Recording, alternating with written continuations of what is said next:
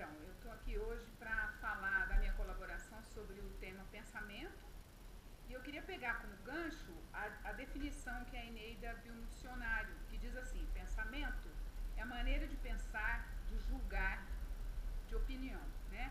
É a opinião que a pessoa tem, né, a respeito.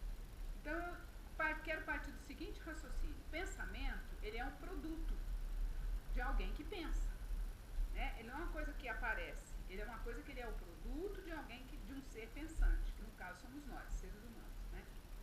Então, a gente tem que pensar isso. Quem é que está pensando?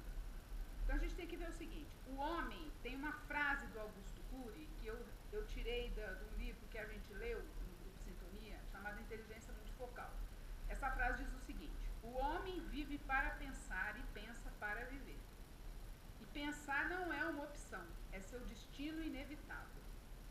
Ou seja, a gente pensa, pensa e pensa sem parar. Aliás, a gente pensa desde que a gente estava na barriga da nossa mãe. O feto pensa, tá? Inicialmente, pensamentos não elaborados. Depois, esses pensamentos vão elaborando mais e mais. Mas ele também pensa.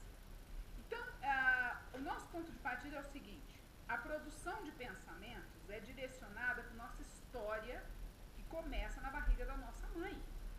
Na infância, ocorreu a construção de áreas nobres da história de cada um de nós, que vão alimentar a construção dos pensamentos e a consciência existencial, que vai construir a personalidade. Ou seja, a gente tem uma base do pensamento. Essa base foi feita na barriga da nossa mãe, né? A partir dessa base, a gente vai elaborando aos poucos os pensamentos que vão acontecendo. A coisa começa a encrencar quando existem 3 tipos de pensamento, segundo a avaliação do Augusto Cury nesse livro dele, que, aliás, eu recomendo que todo mundo leia, Inteligência Multifocal.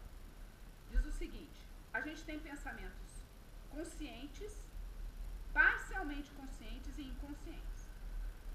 Os pensamentos conscientes, a gente sabe, é mais fácil da gente entender. É aquele que você consegue elaborar e transmitir através das palavras. Eu agora estou passando para vocês pensamentos conscientes, certo? Eu elaborei isso aqui que eu estou falando para vocês e meus pensamentos estão sendo ditos através de palavras.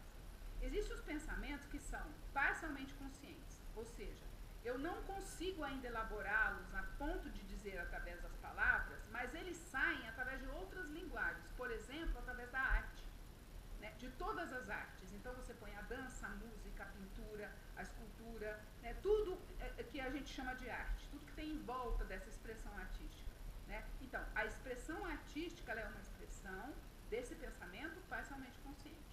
Quando a gente consegue elaborar esse pensamento a ponto de falar dele, ele já virou um pensamento consciente. Mas a encrenca está nos pensamentos inconscientes, que nós estudamos o ano passado no Grupo Sintonia, o ano todo, esses pensamentos inconscientes, que é da abordagem do Jung, do Freud, o jeito que eles ajudaram a gente a entender como é que a gente funciona internamente. Então, a gente tem um inconsciente pessoal, né, que é tudo aquilo que está dentro de nós, situações que a gente passou, mas que a gente não elaborou conscientemente, tá? Coisas que ficaram guardadas nas gavetinhas internas do nosso cérebro e que a gente não tem consciência delas. Algumas até muito complicadas e que nem sempre a gente vai conseguir elaborar, né? A maioria a gente não consegue, né?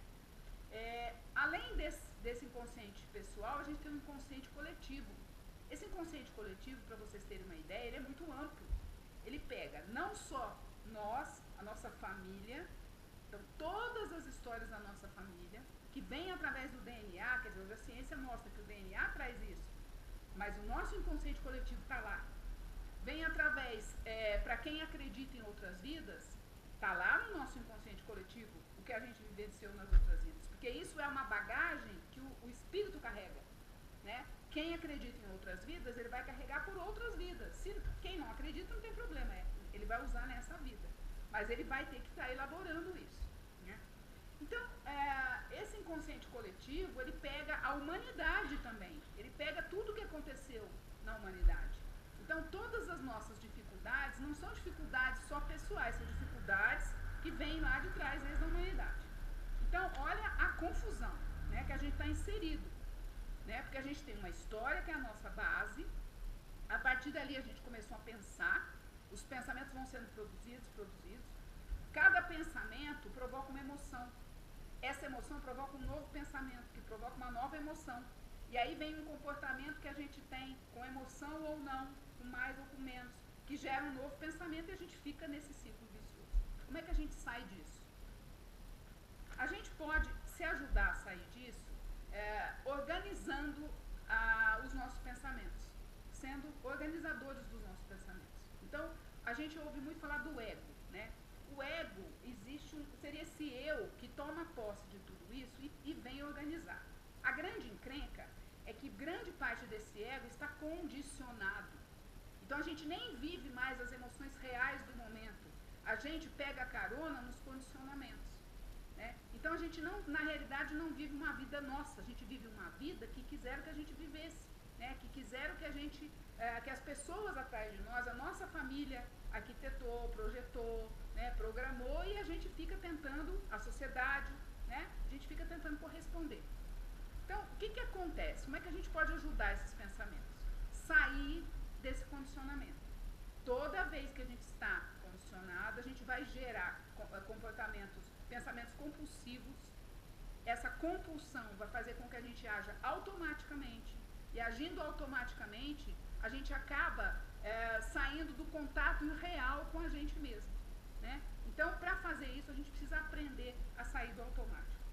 Sempre que você mergulha, isso aqui é um texto que eu extraí do livro que nós estamos lendo agora, O Poder do Agora, que é do Eckhart Tolle, né? Que diz assim: sempre que você mergulha em pensamentos compulsivos, você está fugindo do agora, o que gera tédio e ansiedade. Quando você foge, né, você está fugindo, na realidade, do tédio e da ansiedade. E o que provoca tédio? Né? São esses pensamentos que vão compulsivamente gerando uma retroalimentação. Um vai alimentando o outro e a vida da gente vai perdendo a graça. Como é que eu paro isso? Eu preciso tomar consciência do que está acontecendo. Então, a consciência é o poder oculto, a presença dentro do momento presente. Então, o Eckhart Tolle começa o livro dele dizendo assim: em você, como em cada ser humano, existe uma dimensão de consciência bem mais profunda do que o pensamento.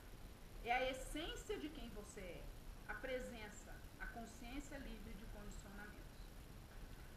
Vocês já ouviram falar em aura, né? A gente fala: nossa, fulano tem uma aura bonita. Tem pessoas que veem a aura, né? As cores da aura.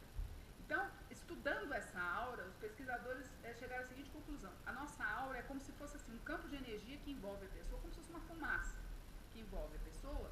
Ela tem várias cores porque ela tem várias camadas. E essa aura, ela tem uma relação com a gente, com os nossos chakras. Então, ela traz o que está lá fora, a gente metaboliza isso e a gente devolve para o mundo.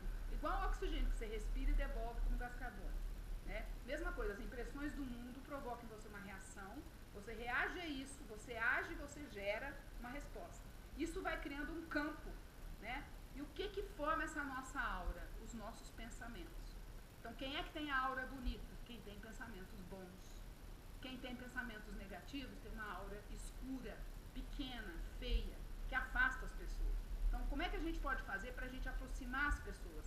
Gerar calor, né? Como é que a gente gera calor? Com uma aura grande. Essa aura grande, ela é feita de pensamentos positivos.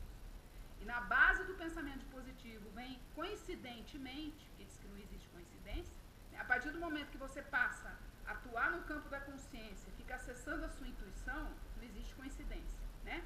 Tudo acaba sendo sincronicidade. As coisas acabam acontecendo porque tem um motivo para estar acontecendo e a gente percebe isso, né? Então, veio um pensamento ontem que o Celso, meu ex-marido, me mandou, que eu falei: nossa, que incrível, a gente tem uma sintonia muito grande. Falei: que engraçado, eu estou pesquisando esse assunto e ele me manda um pensamento. A humildade é a única sabedoria verdadeira para que possamos preparar nossa mente para as possíveis mudanças da vida. O que a humildade nos traz? Abertura para o outro, né? Abertura é sem julgar, sem ficar criando essas energias negativas que vão fazendo a nossa aura ficar escura, ficar pequena e a gente ficar uma pessoa pesada. Então, pensamento, ele pode nos salvar ou acabar com a gente. Só que ele é fruto da gente mesmo. Então, a gente tem que pensar em quem está pensando. Um beijão para vocês.